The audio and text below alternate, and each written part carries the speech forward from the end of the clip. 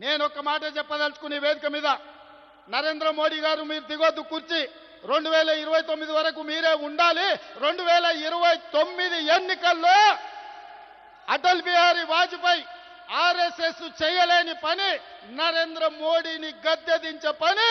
మా సోదరుడు మా నాయకుడు రాహుల్ గాంధీ గారు మా నాయకుడు రాహుల్ గాంధీ గారి నేతృత్వంలో మా ప్రతి కాంగ్రెస్ పార్టీ కార్యకర్త దేశం నలుమూలల నుంచి కార్యోన్ముఖులై ఎన్నికల యుద్ధ రంగంలో నరేంద్ర మోడీని ఓడిస్తాం ఢిల్లీ గద్దె నుంచి నరేంద్ర మోడీని దించుతాం ఇదే మా శపథం అని చెప్పి జంతర్ మంతర్ సాక్షిగా నేను చెప్పదలుచుకున్నా నరేంద్ర మోడీ గారి పేరు మీదనే ఎన్నికలకు రాండి 150 కంటే ఒక్క సీటు కూడా ఎక్కువ రానియం నరేంద్ర మోడీ కాదు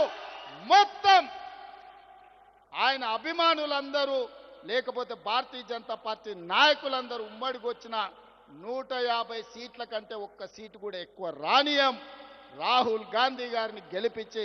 ఈ దేశానికి ప్రధానమంత్రిని చేస్తాం